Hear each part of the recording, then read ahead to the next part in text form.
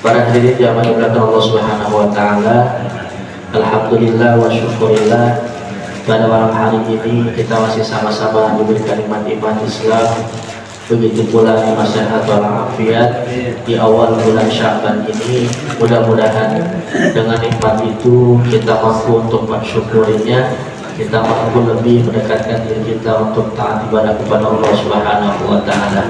Amin amin ya rabbal alamin.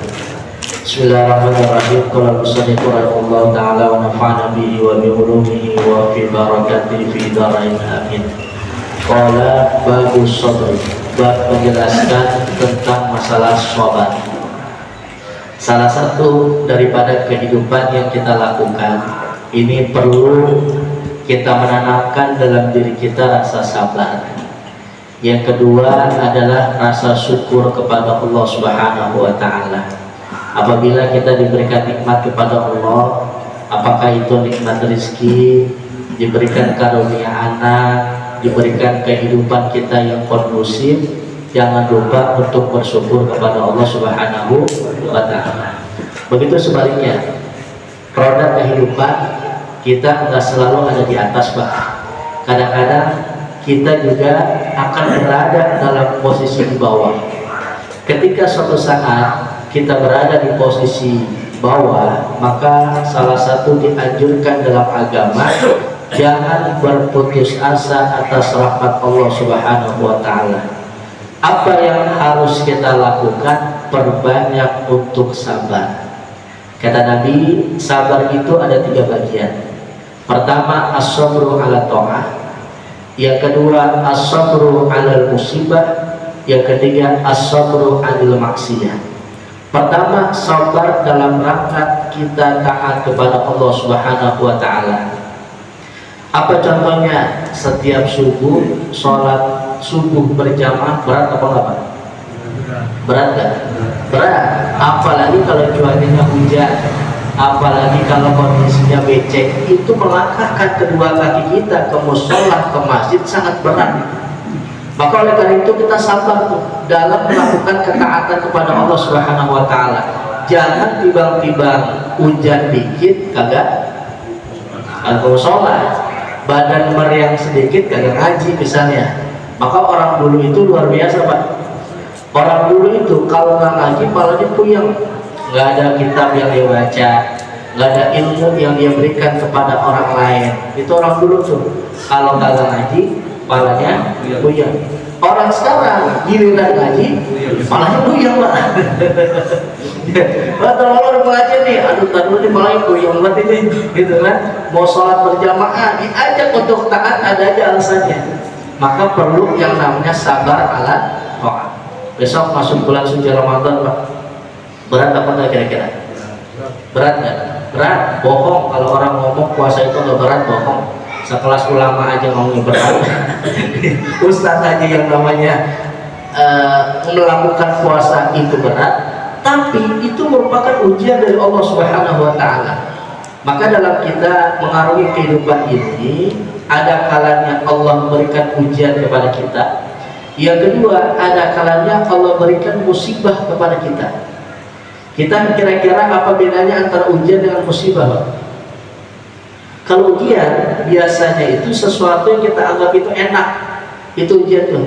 Nikmat sehat, ya kira-kira kesehatan kita ini buat apa nih? Apakah main game online? Apakah main judi online? Ya, apakah kita buang-buang waktu begitu aja? Ntar aja giliran sakit pengen kemana? Pengen ke sholat. Giliran udah sakit, udah payah pengen sholat berjamaah. Dulu ketika sehat kemana aja? Gitu. Itu yang pertama tuh. Yang kedua adalah yang namanya musibah, Pak. Kalau ujian itu sesuatu yang enak, banyak duit, ya. Kira-kira ujian apa musibah tuh? Ujian dari Allah itu duit kira-kira kita kasih kemana? Apa kasih orang tua kita taruh dalam amal jariah kita, atau itu duit kita kasih janda mulu, Pak Ustaz? Tidak boleh ada orang perempuan cakep kita kasih mulu, sedangkan mohon maaf orang tuanya nggak pernah dikasih, orang fakir miskin nggak pernah dibagi. Itu sebetulnya ujian dari siapa? Dari Allah Subhanahu wa ta'ala. Jadi ujian itu sesuatu yang enak. Kalau yang kagak enak namanya musibah. ada kematian, itu namanya musibah. Kita jatuh, itu namanya musibah. Tapi ketika orang mendapatkan musibah yang Allah Ta'ala berikan, tidak lain adalah musibah itu sebagai penawar atas dosa-dosa yang pernah kita lakukan. Maka dalam kita melakukan atau mendapatkan sebuah musibah itu dua hal, Pak. Pertama, kita bersyukur Allah masih sayang sama kita. Sakit itu jangan mulu-mulu, ya. Sakit jangan mulu-mulu. Emang yang namanya sakit mah gak enak, nggak ada yang namanya sakit itu enak. Tapi jangan mulu-mulu. Kenapa? Justru ketika ada orang diberikan musibah berupa penyakit, disitulah Allah akan menghapuskan segala dosa dan kesalahan orang lain. Maka oleh karena itu wajib untuk kita bersabar. Yang kedua, ikhlas atas segala sesuatu yang Allah Ta'ala tentukan dalam diri kita. Nah, ini namanya as-sabru ala ta'ah, sabar dalam melakukan taat kepada Allah. Besoknya Ramadan nih, itu merupakan ujian dari Allah. Kira-kira kita itu Ramadan lulus apa enggak? Kira-kira berapa banyak umat Islam, identitasnya Islam, KTP-nya Islam, disuruh puasa, mau apa enggak kira-kira?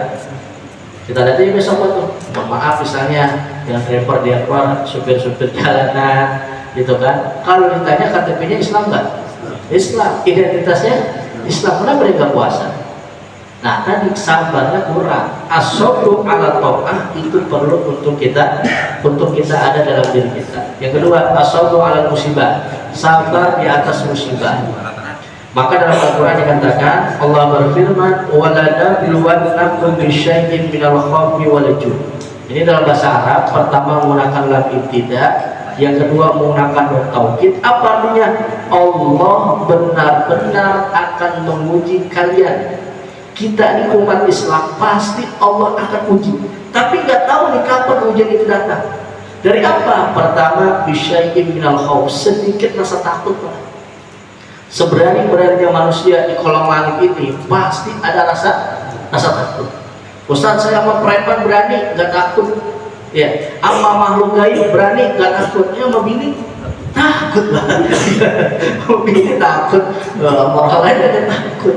Kemarin nih, yang fakta banget nih, 2020, 2021. Ya, itu Allah uji kepada kita tuh. Allah uji rasa takut. Assalamualaikum kepada orang. Jangan kan salam keluar rumahnya nggak mau.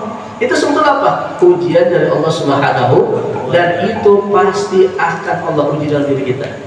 Orang tua kita mati, wafat misalnya, kira-kira Isa ngomong nggak?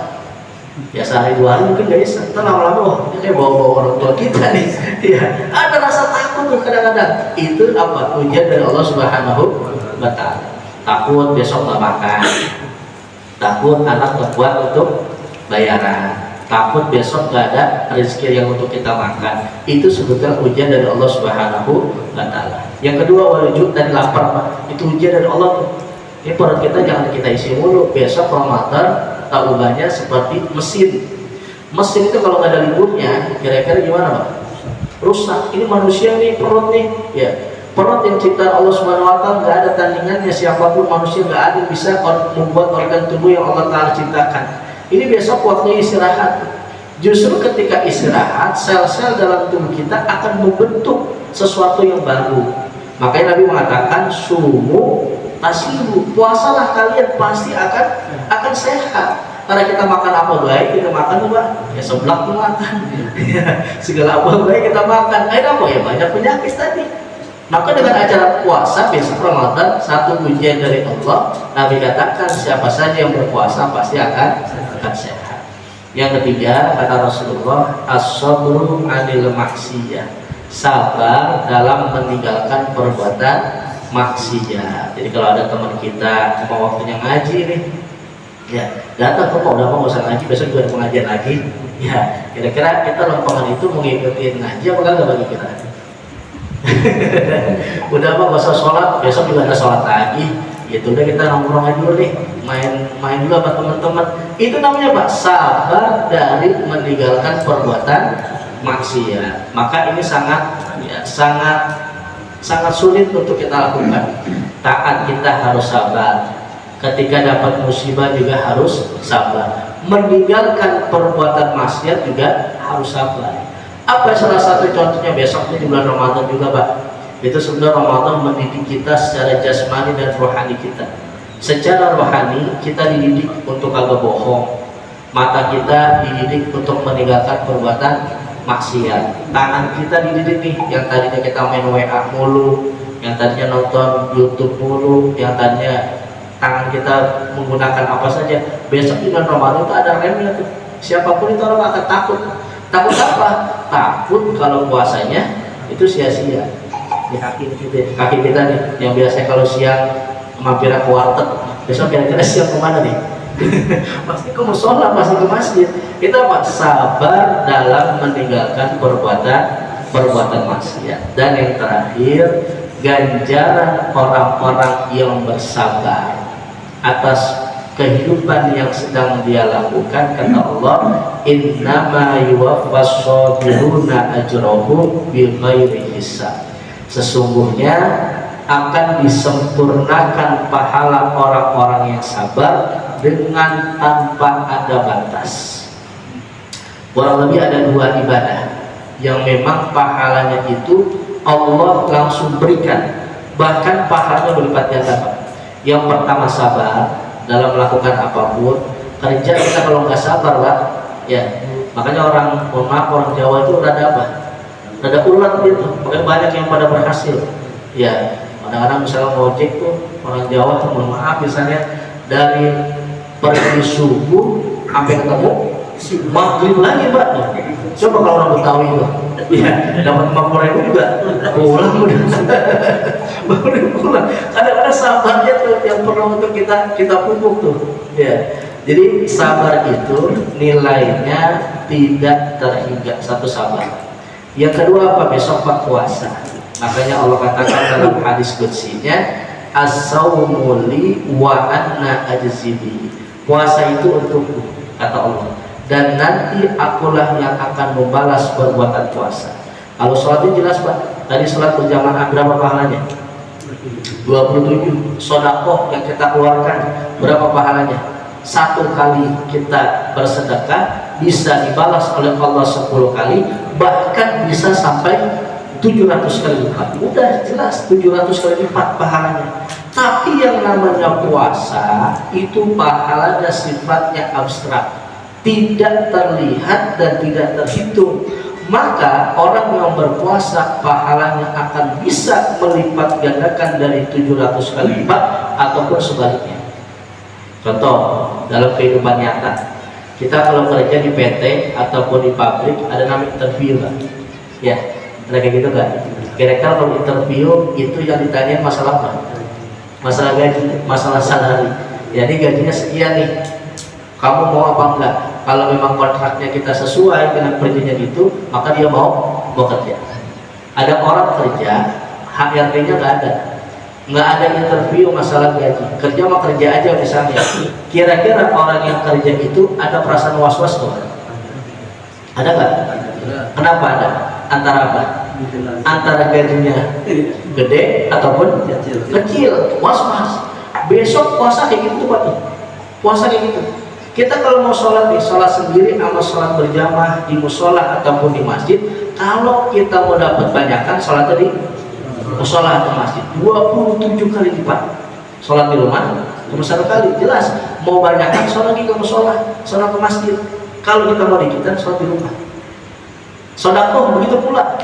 Kalau kita mau rezeki kita terus lipat gandakan oleh Allah, ada nilai-nilai keberkahan, kita sedekah, ngasih orang, ngasih fakir miskin, ngasih orang-orang yang dibutuhkan, agar rezeki itu memiliki nilai keberkahan. Itu jelas sampai 700 kali lipat. Ini sekarang puasa ini nggak ada ukurannya, pahalanya berapa, terus misalnya kelipatannya berapa, itu nggak ada. Maka orang yang berpuasa harus memiliki hati-hati.